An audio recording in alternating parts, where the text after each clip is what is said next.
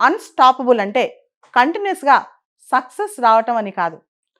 Unstoppable అంటే కంటిన్యూయస్‌గా మనం అనుకున్నయన్నీ మన దగ్గరికి రావటం అని కాదు. అన్‌స్టాపబుల్ అంటే మనం అన్‌స్టాపబుల్‌గా ఉంటాం అన్నమాట. ఎన్ని ఛాలెంజెస్ వచ్చినా, పక్కన ఏం జరిగినా, మన వర్క్ మనం కంటిన్యూ చేయటం. దాన్నే అన్‌స్టాపబుల్ అని అంటాం అన్నమాట. దీనిలో ఒక మనిషి కంటిన్యూయస్‌గా పని చేసుకుంటూ వెళ్ళాడనుకోండి. ఎంత హార్డ్ వర్క్ ఎంత పుష్ చేయగలిగితే అంత చేశాడనుకోండి. ఆ మనిషిని ఎవ్వరు ఆపలేరు. దాన్నే అన్‌స్టాపబుల్ అంటారు.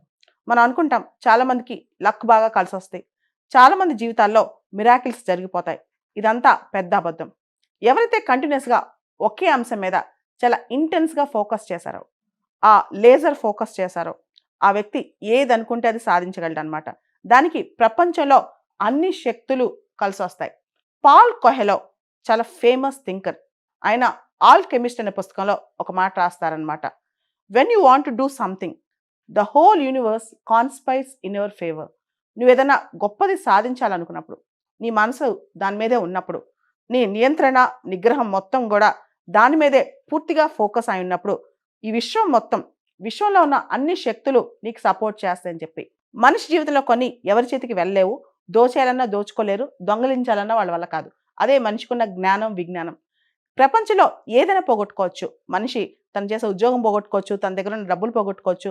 ప్రపంచంలో ఏదైనా పోగొట్టుకోవచ్చు. కానీ మనిషిలో ఉన్న ఆ శక్తి కానీ, కసి కానీ, మనిషిలో ఉన్న ఆ విజ్డమ్ కానీ, ఒకవేళ గనక ఇయన్నీ వదిలేసి ఎళ్ళిపోయినా, అన్నీ పోయినా, మనిషి తన సొంత స్వశక్తితో, విజ్ఞానంతో, మనిషి తనకున్న ఆ ధైర్యంతో, మనోబలంతో ముందుకు మళ్ళా సాగొచ్చనమాట.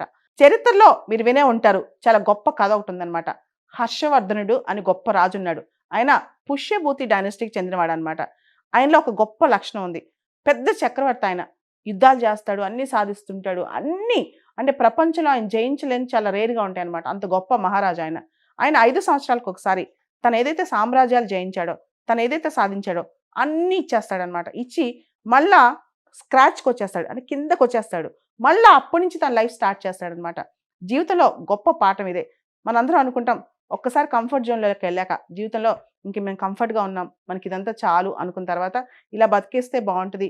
మనం ఇప్పుడు హ్యాపీగా ఉన్నామని. ఆ జోన్ నుంచి బయటికి రావాలంటే భయపడతాం. అంతేకాదు ఆ జోన్‌లో బయటకొస్తే ఆ జోన్‌లోంచి ధైర్యం చేసి బయటికి రావడానికి కూడా భయపడుతుంటాం అనమాట. బయటకొస్తే ఏం జరుగుద్దో, ఎలాంటి మనుషులు ఎదురవుతారో, లేదా మనం చాలు ఈ లైఫ్ ఇలా బావుందనుకుంటాం. చాలామంది గూడా ఈ జాబొచ్చింది, ఇలా ఉంది మన లైఫ్ ఇది చాలు, లేదా ఈ మాత్రం మనం హ్యాపీగా ఉన్నాం చాలనుకుంటారు. నేనంటాను ఇదంతా కాదు. లైఫ్ ప్రతి 5 సంవత్సరాలకోసారి, 10 సంవత్సరాలకోసారి మనిషి చాలు ఒక జీవితంలో ఒక స్టేజ్‌కొచ్చాం. దాన్ని అచీవ్ చేసిన తర్వాత దాన్ని మొత్తం పక్కన పెట్టి ఇంకొక ఫీల్డ్‌కెళ్ళినా, ఇంకోటి చేసినా సరే మనం మళ్ళా అంతే టాప్‌కి రీచ్ అవ్వగలగాలి. అంటే మనిషిలో గొప్ప విషయం ఏంటంటే జీవితం ఒకసారే వస్తది. అది 60 ఏళ్ళు బతుకుతాం, 70 ఏళ్ళు బతుకుతాం, 80 ఏళ్ళు బతుకుతాం పక్కన పెట్టి. కానీ ఒక జీవితంలో ఎన్నో జీవితాలు జీవించే అవకాశం కూడా చాలా ఉందన్నమాట. దాన్నే రీ లైఫ్ అంటుంటాం. అంటే ఒక 5 ఏళ్ళో, 10 ఏళ్ళో ఒక క్లాసీగా అంటే ఒక ఫీల్డ్‌లో మనం టాప్‌లోకెళ్ళిపోయామనమాట. తర్వాత ఆ ఫీల్డ్ పక్కన పెట్టి లేదా అదే ఫీల్డ్‌లో ఇంకొక నెక్స్ట్ లెవెల్, ఇంకొక నెక్స్ట్ హైట్ అంటే మనిషి అందుకోవడానికి ఇంకొక హైట్ పెట్టుకొని దానికోసం పనిచేస్తూ వెళ్ళొచ్చనమాట. ఈ మధ్యలో ఈ ప్రాసెస్‌లో మన దగ్గర నుంచి ఏమి పోయినా, మన దగ్గర నుంచి ఎవరు ఏమి లాగేసుకున్నా దానికంత ఆలోచించాల్సిన అవసరం, బాధపడాల్సిన అవసరం లేదు. ఒక మనిషి ఒక భవంతిని నిర్మించాడనుకోండి. అదెలా నిర్మించాడో, ఎలా నిర్మించగలడో తనకే తెలుసు. కాబట్టి ఒకసారి నిర్మించిన తర్వాత ఇంకోటి నిర్మించటం చాలా ఈజీ అవుద్ది. అలానే ఒక మనిషి తన ఎంపైర్‌ని తను సృష్టించుకున్నాడనుకోండి. ఒకవేళ ఎంపైర్ మొత్తం పోయినా మళ్ళా అతి త్వరగా ఇంకో ఎంపైర్‌ని సృష్టించుకోగలడనమాట. అదే మనిషికుండే గొప్ప లక్షణం. స్వతంత్రంగా మనం పైకొచ్చినప్పుడు మనకు మనమే ఎవరి సపోర్ట్ లేకుండా చాలామంది అనుకుంటారు. మన పేరెంట్స్ సపోర్ట్ చేస్తే బావుండు. వాళ్ళ తల్లిదండ్రులు అలా ఉన్నారు. అంబానీలు చూడు వాళ్ళ కొడుక్కి ఎంత ఇచ్చారో ఇలా ఆలోచిస్తుంటారు. అలా కాదు. మన ఎంపైర్ మనం బిల్డ్ చేసుకుంటే అది కూలిపోయినా మళ్ళా మనమే కట్టుకోగలం.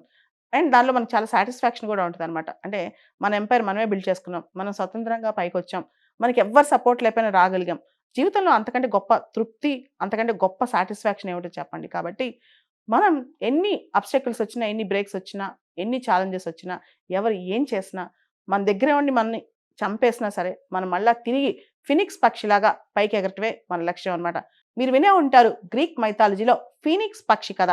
ఫినిక్స్ పక్షి ఒకసారి కాలి బూడిదయిపోయిన తర్వాత మళ్ళా పుట్టి, మళ్ళా అంతే శక్తితో పైకి లేవగలదనమాట. అంతే శక్తితో పైకి ఎగరగలదనమాట. అంటే ఫినిక్స్ పక్షిలాగా ప్రతి మనిషి గూడా ఏం జరిగినా మనం నిలువునా మనల్ని ఎదుటివాడొచ్చి కాల్చి బూడిద చేసినా మళ్ళీ పైకొచ్చే శక్తి మనకు ఉండాలి. అదే మన జీవితం. అదే జీవితానికి అర్థం కూడా.